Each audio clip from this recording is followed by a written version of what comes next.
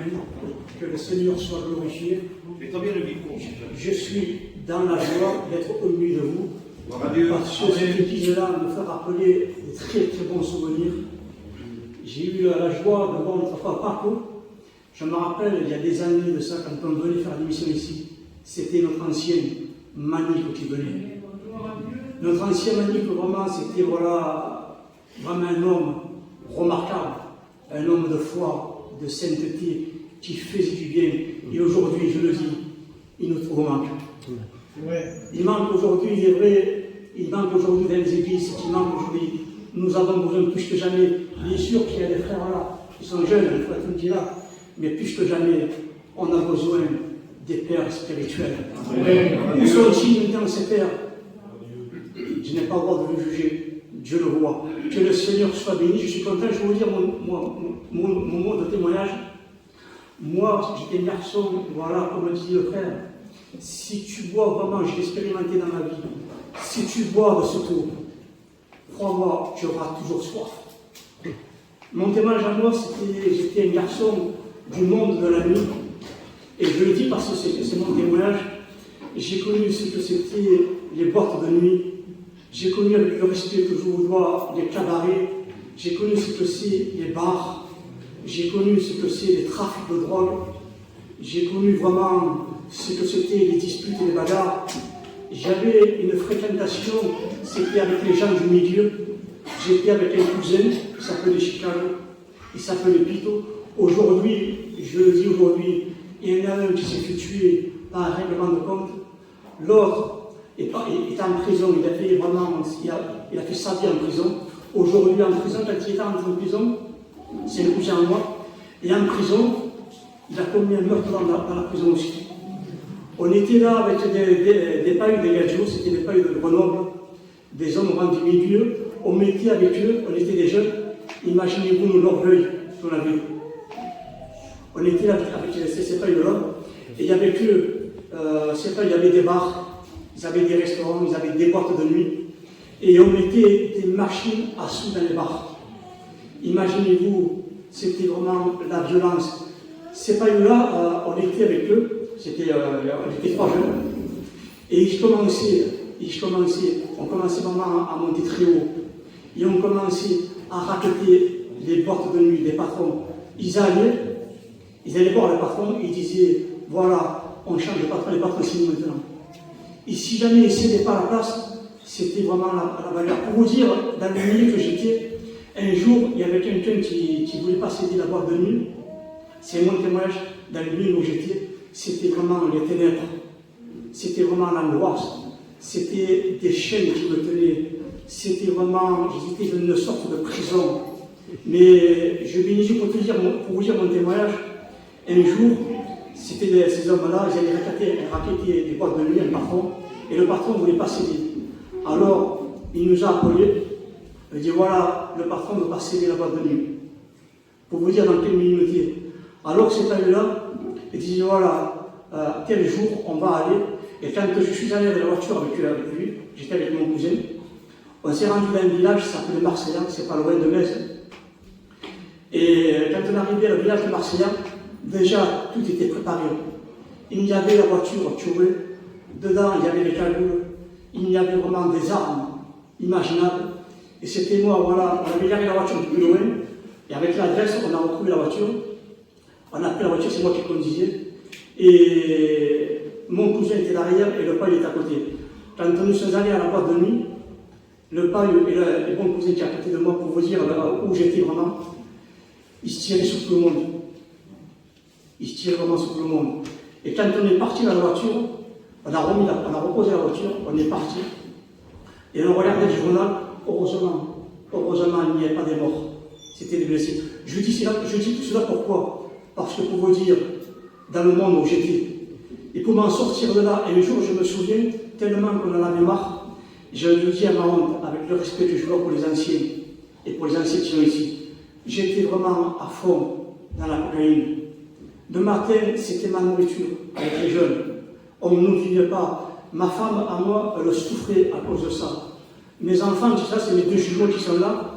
Ils ont grandi dans l'ambulance à 4 ans déjà. À 4 ans, je leur enseigné comment la violence. Je leur donnais des couteaux, je leur donnais des calibres pour que mes enfants deviennent comme moi. Mais je bénis Dieu parce qu'il y avait comme une souffrance. Un jour, pour vous dire, on voulait essayer de s'en sortir, mais on n'avait pas de force. On ne connaissait pas les choses de Dieu, on ne connaissait pas vraiment ce que c'est la prière. Un jour, on voulait s'en sortir comme un bon gitan. Je me rappelle, comme même temps, il y avait mon cousin qui s'était tué par règlement de compte. Et on a été à un cimetière, c'était le soir, tard, et on a sorti le portail. Croyant que une délivrance, on ne connaissait pas les choses de Dieu. Et je me souviens qu'on se mettait là, on s'est mis à genoux. Et là, faisant une promesse, voulant s'en sortir, ça a été bien un jour, ça a été bien 2 jours, ça a été bien 3 jours. Mais je vous promets, par expérience, il y avait là comme une puissance du mal qui nous poussait toujours au mal. Personne, le meilleur docteur, le meilleur psychiatre, ne pouvait apporter la délivrance. Seul qui a pu apporter la délivrance, c'est Jésus-Christ. J'ai vu vraiment ce que c'est la transformation de vie de ma vie. J'ai vu ce que c'est la transformation de mon foyer. Ma femme aussi, c'est une femme vraiment que je la battais. Elle n'avait pas droit à la parole. Elle ne savait pas ce que c'est de regarder même en face d'elle. Quand j'étais dans ma voiture, elle n'avait pas le droit de regarder en face. Quand elle était à la maison, sans que moi je sois, elle n'avait pas le droit de regarder à la fenêtre pour me dire l'homme que j'étais. Ma femme, malgré ça, ma femme, je bénis Dieu à main. Je sais que plus tard, ses parents, c'était des chrétiens, autre grade, et ma femme, très petite, elle chantait des cantiques. Malgré ça, pourtant, il y avait sa mère, ses parents, sa famille qui disait, t'as qu'à le quitter, tu vas passer un beau rien qui te fait souffrir. Mais ma femme, je bénis Dieu. Aujourd'hui, pour vous dire, quand une femme aime son mari, le mari, il peut être vraiment le plus noble au monde. Quand une femme aime son mari, elle fait tout pour venir. Et je bénis Dieu, je bénis Dieu. De ce qu'un jour, on voulait trouver une délivrance, je n'arrivais pas.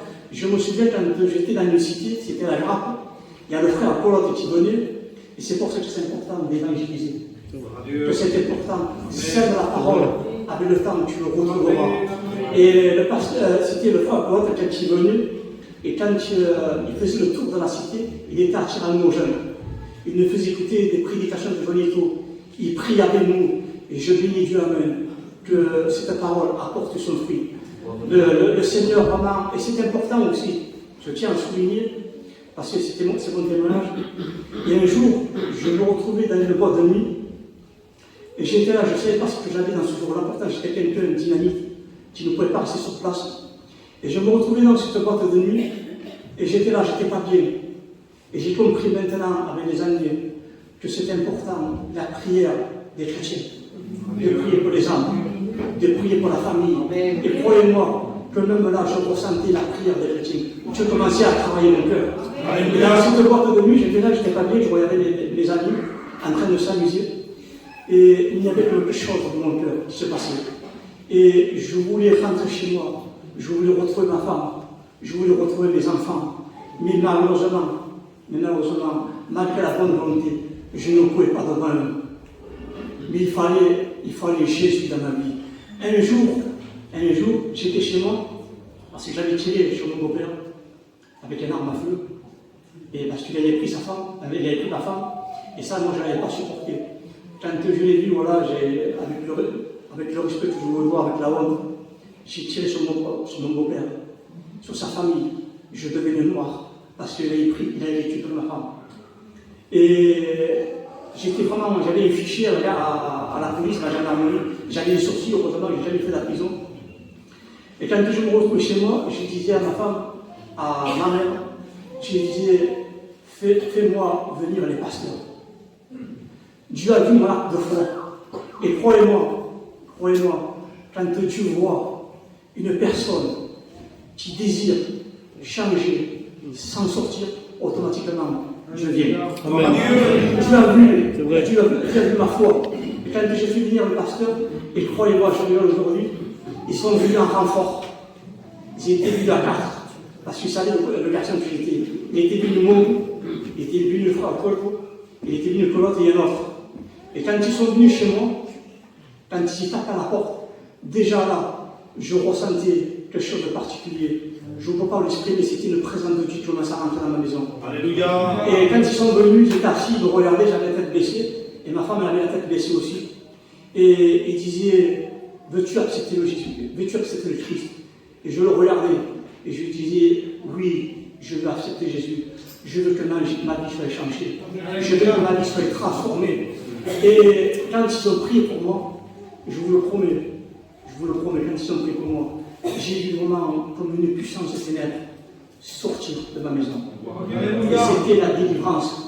Ce que l'homme ne pouvait pas faire, ce que les médecins ne pouvaient pas faire, ce que les psychiatres ne pouvaient pas faire, Christ l'a fait. Et croyez-moi, vous qui êtes ici, si vous le voulez, si vous croyez, vous verrez vraiment la gloire de Dieu. Vous verrez vraiment la puissance de Dieu.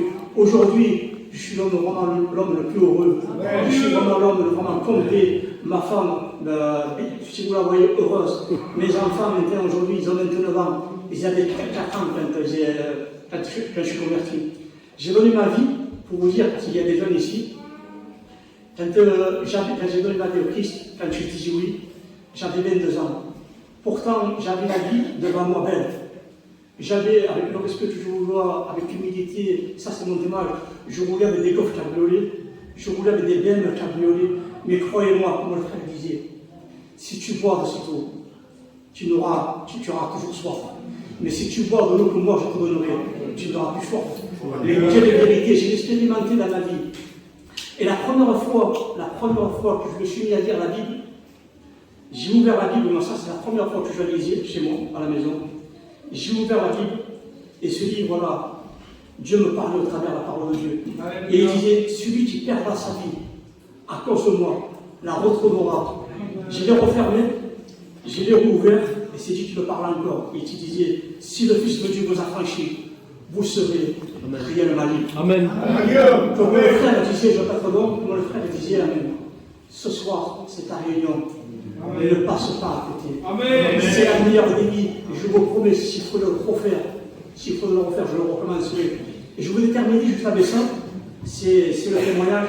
Chez moi, à la maison, quand je me suis converti, sans que personne ne me dise rien, sans que les pasteurs m'enseignent, l'Esprit de Dieu les saisissait.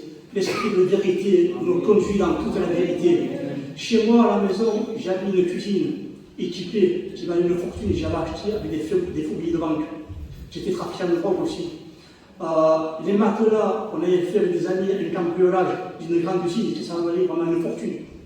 Chez moi, même les matelas s'étaient volés, les machines à laver, les sèche-linges volés, la télévision, tout ça s'était tué. Je me rappelle que maintenant, j'avais mes enfants, ils étaient 4 ans, je l'avais pris à l'époque quand je suis converti. J'avais pris un sac, j'avais des habits de marque, des chaussures de marque, j'avais pris un sac, j'ai mis dans un sac partout. Et je suis allé à la rivière, j'ai pris mes enfants, ma femme et moi, et je les ai jetés dans la rivière. Les meubles que j'avais, je voulais recommencer tout à zéro. Et croyez-moi, avec la grâce de Dieu, je voulais vraiment dévouer tout par interdit. Je mettais vraiment tout en pièces devant l'Éternel. Je voulais vraiment, voilà, Dieu a changé ma vie. Et ma part. Les meubles, je me rappelle comme ça maintenant, les meubles que j'avais à la cuisine, j'habitais dans le 8e étage. Je les ai jetés dans le 8e étage. Le canapé en cuir que j'avais, ça valait une fortune. Je les ai jetés dans le 8e étage. La machine à laver, le sèche-linge, je les ai jetés. Je bénis Dieu aussi.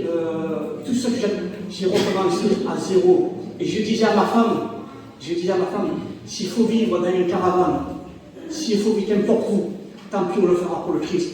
Mais une joie, je le faisais vraiment avec joie, avec une révolte.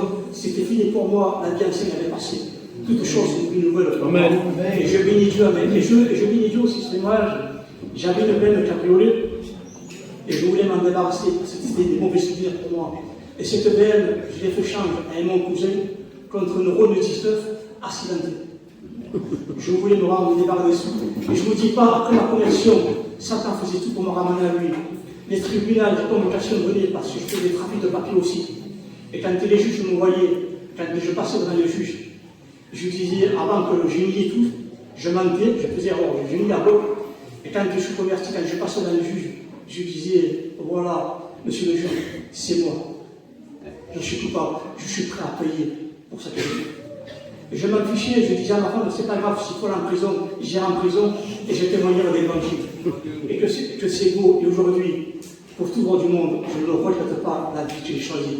C'est la meilleure des fois. Que Dieu vous bénisse.